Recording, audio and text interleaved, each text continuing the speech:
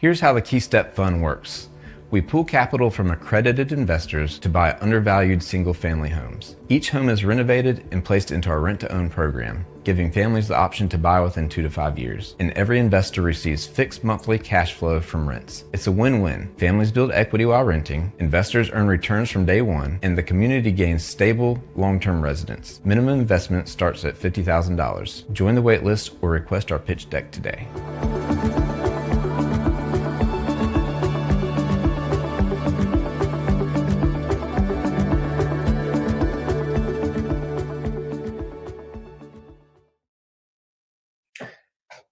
Hey guys, thanks for joining me for another Ask Me Anything. This week, we are going to talk about what actually breaks real estate deals. I hinted that it's not the market. The big thing that folks need to think about when they're getting into real estate, especially in a market like this that is I'd say stagnant is the best word to put it. Wouldn't say it's totally down or crushed or anything like that, but definitely stagnant. Is that you can't blame a bad deal on the market. So there are three things that can really cost a real estate deal and that can make it a big problem and make you lose money. Warren Buffett says the first rule of investing is don't lose money. The big things that can stop you are a bad purchase price, going over on costs, or a bad ARV, after repair value, so a sales price. And when I say costs, I break that down into repair costs or carrying costs or closing costs, and all that's kind of added together in your costs. So when the market gets blamed a lot when the deals fail, but most of it comes from bad planning, weak structure, weak systems in place, and a lot of that comes from inexperienced investors. You have to have a clear exit plan. You have to have operational control. You also have to have backup exit plans. So it's real important to make sure that you have these parameters in place before you get into a deal. The common deal killers are over leverage. So if you've borrowed too much on the property and you have some things go wrong, you need to sell it quickly, but you don't have enough equity in the property to get rid of it, that can be a problem. That can lead to foreclosure. Aggressive assumptions is one where you think that it's going to cost you $40,000 to do a rehab, but it costs you 50, or you think that your ARV, your sales price, is going to be 300,000, but it's actually only 275. Those can obviously be big problems. Again, we get to the operational control and exit plan. It's important to have those in place and to know your process for completing the renovation. Going back to the cost of it, if you have a project that you think was going to take 3 months and it takes 9 months, that's additional interest, that's additional opportunity cost. There's a lot of cost that's going to go into that project that you did not anticipate having. So the important thing, a Key Step Fund, I've been doing this a long time. We have very strict parameters in place. I'm not going to say we're never wrong. We definitely have gone over budget on rehabs. We've definitely taken longer on rehabs than we expected. We've definitely paid more for houses than we needed to, and we've definitely sold houses for less than we thought we were going to. So what I tell folks is that when you buy a house, you make your money when you buy the house. So you have to buy it at a price that allows you some margin for error. It's okay to make one mistake or two mistakes, as long as they're not too bad. But when you're making all those mistakes on the same deal, that's where deals go bad. When you paid too much for the property, you underestimated the rehab costs, underestimated the length of time it's going to take, and then overestimated the sales price.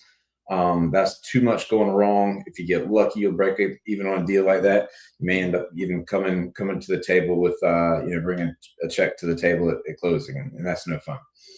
So when we buy properties, we account for these things. We've gotten better over the years about estimating these things. We've gotten better about knowing how much property is going to sell for. And one very important thing I want to talk about in this particular market is the sales price of houses. Everybody says, okay, well, if you're a real estate investor, the rule of thumb is to buy 70% of the ARV or the sales price minus repairs. So if we're in a stagnant market, are you now buying at 65% or 60%? That's not the way I do it. It's kind of a six of one, half a dozen of the other situation. You can either buy at a lower percentage to kind of protect yourself, or you can take that into your take that into account for your ARV. So if I look at comps and say, okay, comps are showing me this house is worth $300,000.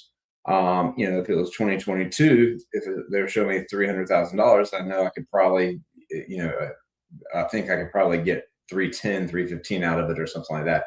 But I'll still underwrite it at 300. Now, that if comps are saying they sold for 300,000, 2 months ago, I'm telling myself I think I can get 280 for it now. So, I'd say it's somewhere between 5 and 10% I'm taking off of these properties, depending on the location. There are hot markets like, the more urban areas of Raleigh and Cary and Apex and Morrisville and Durham, that are still commanding a higher price. And so I won't discount those as much. But I factor those, I guess, unseen costs into my ARV, not my percentage price. But the point is, you can do it either way. But the point is, you need to have parameters in place, and you need to know your buy box. You need to know how much you can spend on a property, and you need to know how to estimate the repair costs. So when you're investing, it shouldn't feel rushed or confusing. The goal is just steady understanding and not fast decisions. So if anybody would like to talk more about it into investing or getting into your own deals, feel free to shoot me a DM and let me know. All right, I'll take a few questions.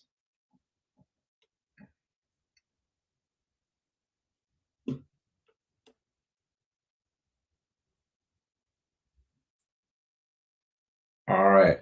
So the first question is again about the ARV, the 65, 70, 60% ARV, when you're a wholesaler. So when you're a wholesaler, you have to factor in that most investors are going to buy at 70% of ARV minus repairs. If if you're in a stagnant market and you're buying at 70% minus repairs and you're not putting any profit in for yourself, then you're never going to sell that house. If you are, if you're in a stagnant market like this, you need to be factoring in that, instead of 300,000 in the example I gave a few minutes ago, factor in that 280 and then discount that by 30%. So let me pull my calculator up here. So if I say comps are showing it at 300, we're in a stagnant market. So I'm saying 280,000 times 0.7. So 70% of that is 196,000. If I think there's a $40,000 rehab budget, so I'm going to trap 40,000 from that. That's going to give me 156,000 is the price that an investor will pay for it. If you are a wholesaler, you need to subtract whatever you are planning for your wholesale fee to be. I've seen wholesale fees as low as $2,000 or $3,000. Folks that are making $2,000 or $3,000 on a wholesale deal are not staying in business long because these properties cost money and time to find. I think the average is probably around 10,000. But I've seen them as high. Well, I've seen some crazy ones that are super high in the six figures range, but those are few and far between and honestly insane. But I've paid as high as 30,000. I've charged as much as 40,000. And so it really depends on how good the deal they got on that property. But if you're a wholesaler, 75% or 70% minus repairs, factor in the market into your ARV, and then subtract your profit, call it $10,000, then you can afford to pay 146,000 for that house. I hope that makes sense. I'll wait just a couple seconds for another question, and then I'll let you guys go. I think we're all set. We'll see you guys next week on the next AMA. Feel free to get in touch with me if you'd like to chat about anything real estate. Here's how the Key Step Fund works. We pool capital from accredited investors to buy undervalued single-family homes. Each home is renovated and placed into our rent-to-own program, giving families the option to buy within 2 to 5 years. And every investor receives fixed monthly cash flow from rents. It's a win-win. Families build equity while renting, investors earn returns from day one, and the community gains stable, long-term residents. Minimum investment starts at $50,000. Join the waitlist or request our pitch deck today.